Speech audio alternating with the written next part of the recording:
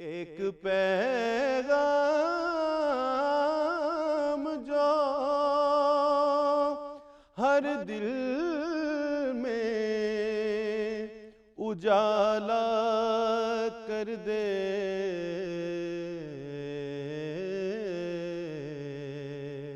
ساری دنیا کو سنانے کے لیے آپ آئے۔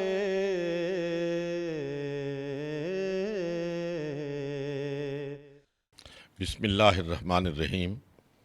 الحمدللہ رب العالمین، والصلاة والسلام علی سید الانبیاء والمرسلین وعلی آلہ واصحابہ وازواجہ وذریتہ اجمعین۔ الحمدللہ کہ پاکستان ٹیلی ویژن نے سیرت طیبہ کے حوالے سے مختلف موضوعات پر گفتگو کا سلسلہ شروع کیا ہے، اور آج کی یہ گفتگو بھی اسی سلسلے کی ایک کڑی ہے۔ اور آج کے لیے جس موضوع کا انتخاب کیا گیا ہے وہ ہے ریاست مدینہ کی ارتقائی شکل، کہ کس طرح ریاست مدینہ کا قیام وجود میں آیا، کن مرحلوں سے وہ گزری، آقا علیہ الصلاۃ والسلام نے اس ریاست کی تشکیل کے لیے کون کون سے رہنما اصول ہمیں عطا فرمائے۔ کسی بھی ریاست کی تشکیل کے لیے موزوں افراد کا تیار کرنا یہ بنیادی اہمیت کا حامل ہوتا ہے۔ اعلان نبوت کے بعد آقا علیہ الصلاۃ والسلام نے جو سب سے پہلا کام کیا وہ افراد کار کی تیاری کا تھا، اور افراد کار کی تیاری کے لیے سب سے پہلا مرحلہ ہوتا ہے ذہن سازی کا، کہ فکر تشکیل دی جائے، تطہیر کا عمل مکمل کیا جائے، تاکہ وہ لوگ جب رہبری اور رہنمائی کا فریضہ سر انجام دیں تو ان کی اپنی سمت درست ہو، ان کے سامنے منزل کا تعین ہو، اور جن جن مرحلوں سے انہوں نے گزرنا ہے ان سب سے وہ واقف و آگاہ ہوں۔ چنانچہ سب سے پہلے جو تربیت کا آغاز ہوا اس کا مرکز و محور دار ارقم تھا۔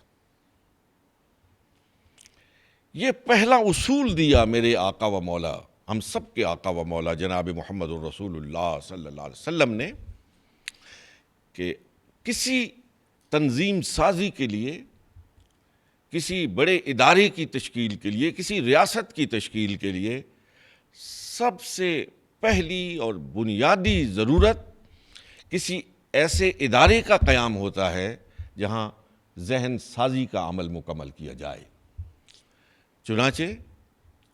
وہ لوگ جو مکہ سے ہجرت کر کے مدینہ طیبہ منتقل ہوئے، وہ سارے کے سارے وہ افراد تھے جو براہ راست نور نبوت سے مستنیر تھے، جنہوں نے حضور علیہ الصلاۃ والسلام کے سامنے زانو ادب طے کیا تھا، جنہوں نے براہ راست محمد الرسول اللہ صلی اللہ علیہ وسلم سے تعلیم و تربیت حاصل کی تھی۔ نبی کریم صلی اللہ علیہ وسلم نے بیعت عقبہ اولیٰ اور بیعت عقبہ ثانیہ، پہلے 6 اور بعد میں 12 نقباء کو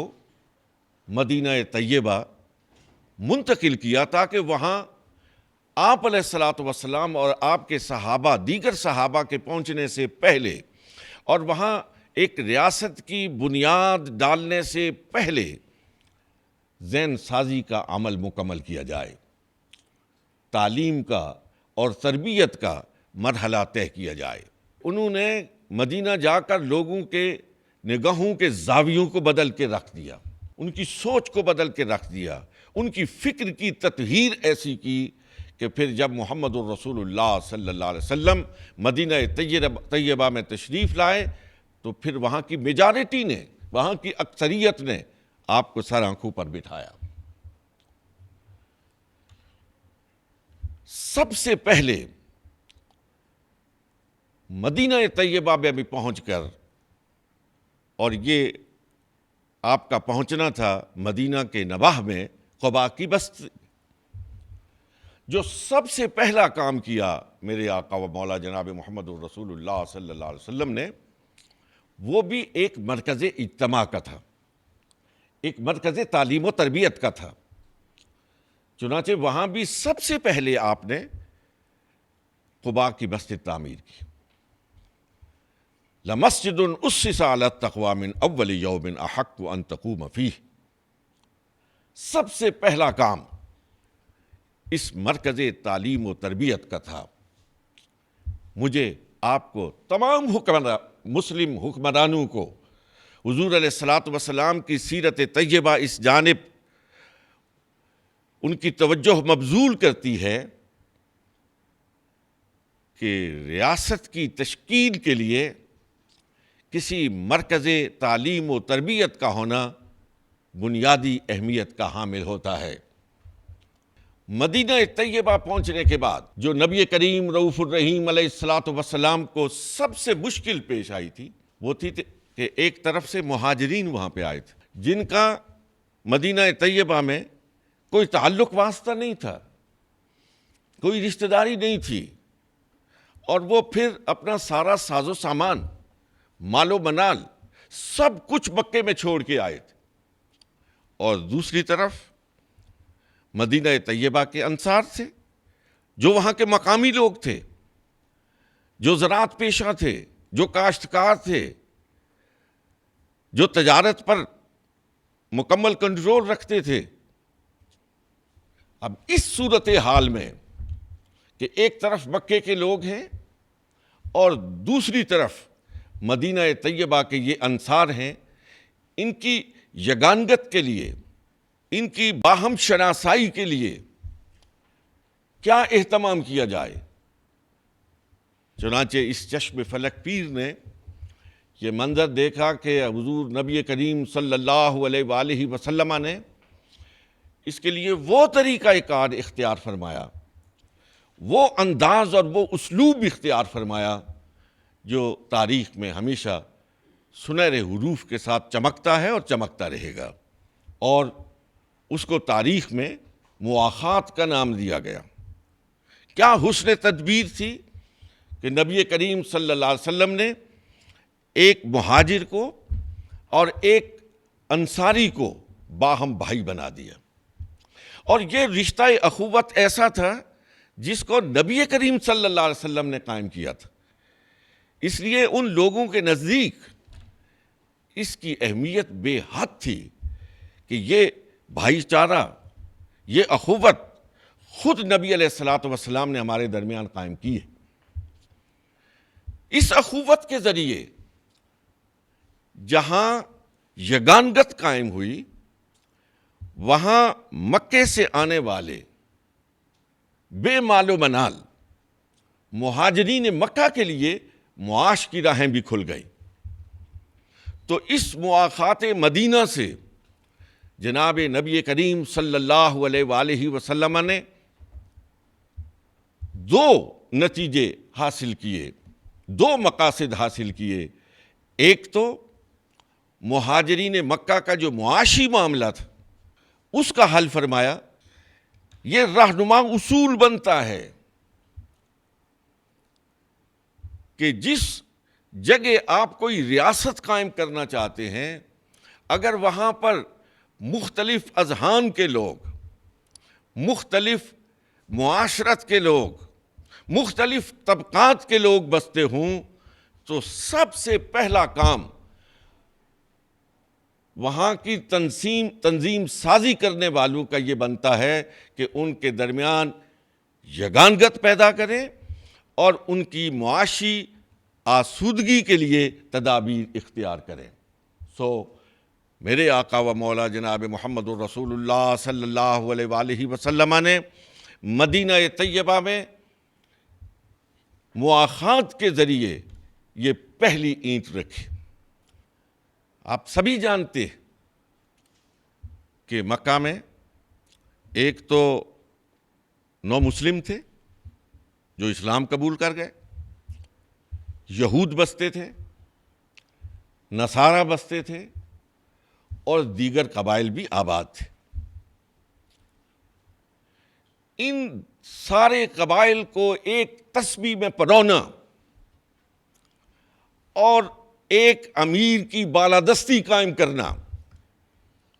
وہ امیر اس وقت آقائے دو جہاں حضرت محمد الرسول اللہ صلی اللہ علیہ وسلم تھے، یہ پہلا بنیادی کام تھا کہ حضور علیہ الصلوۃ والسلام نے ایک ایسا دستور ترتیب دیا جس کی 52 دفعات تھیں، جس کے ذریعے سے یہود کو، نصارہ کو،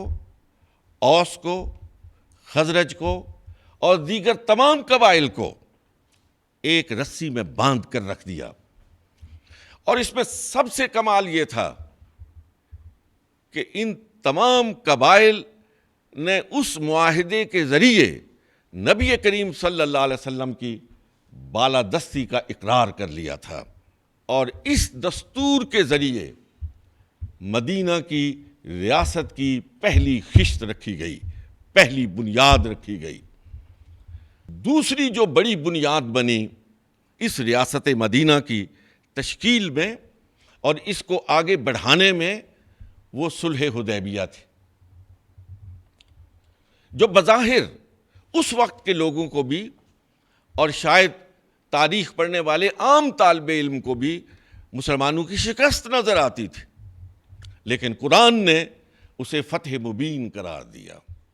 کسی ریاست کی بنیاد رکھنے والے کے لیے محمد الرسول اللہ یہ اصول متعین کرتے ہیں کہ ریاست کے قیام کے لیے، آگے بڑھنے والوں کے لیے بنیادی اہمیت یہ ہوتی ہے کہ وہ اپنے اندر لچک رکھیں،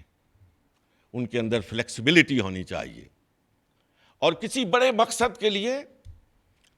عارضی مقصد کو قربان کر دینا یہ شکست نہیں ہوتی، یہ فتح پر منتج ہوا کرتا ہے۔ چنانچہ صلح حدیبیہ ہی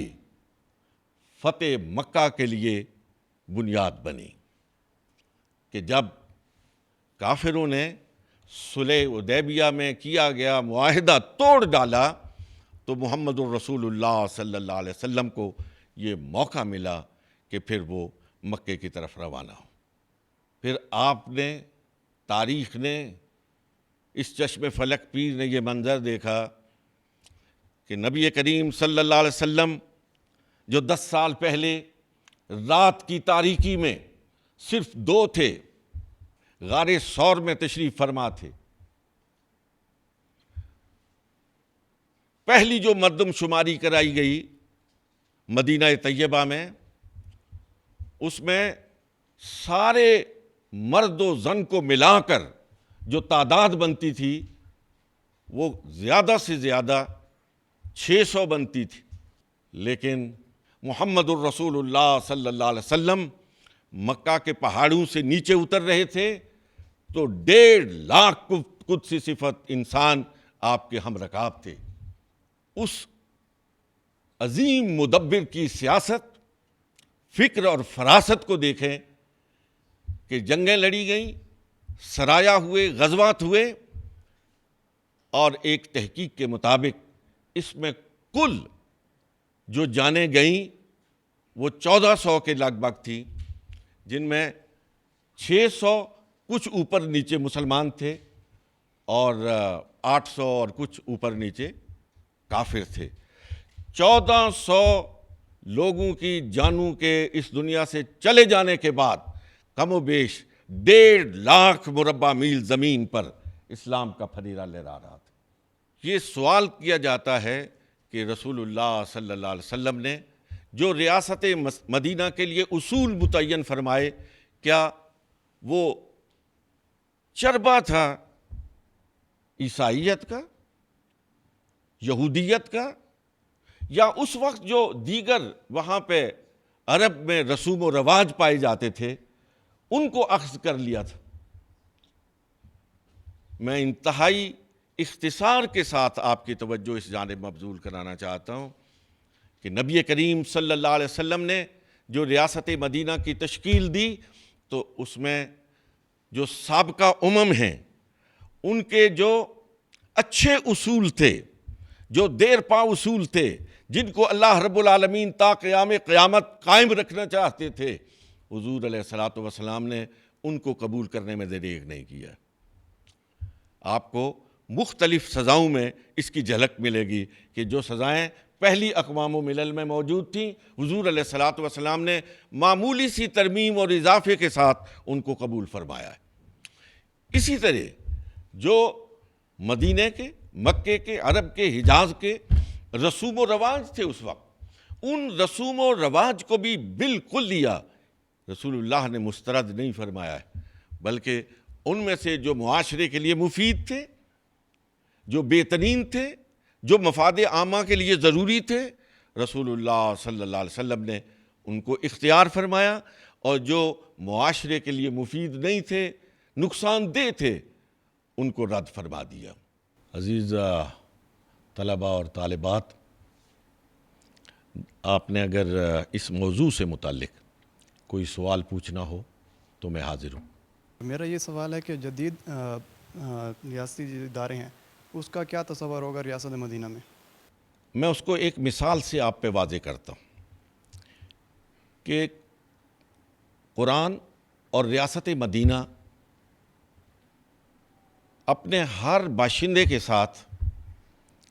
انصاف چاہتی ہے۔ اس انصاف کے حصول کے لیے آپ کی عدلیہ کا کیا نظام ہو، سول ججز ہوں، سیشن ججز ہوں، ہائی کورٹس ہوں، سپریم کورٹ ہو، دین اس سے بحث نہیں کرتا ہے۔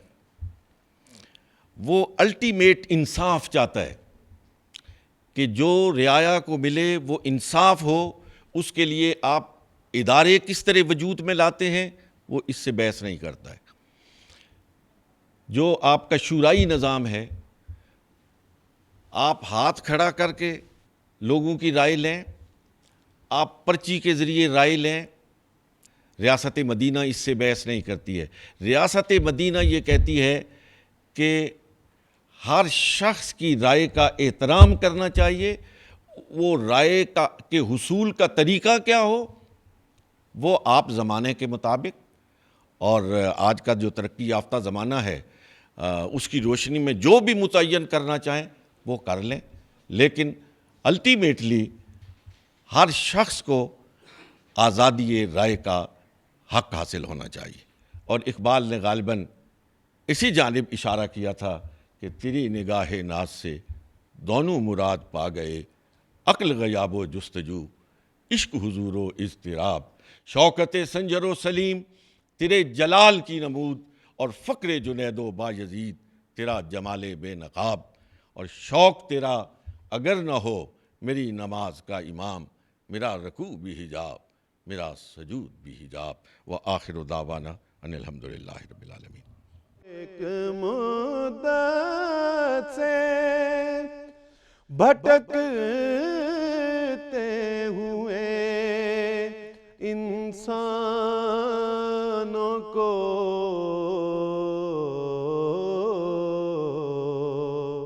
ایک مرکز پہ بلانے کے لیے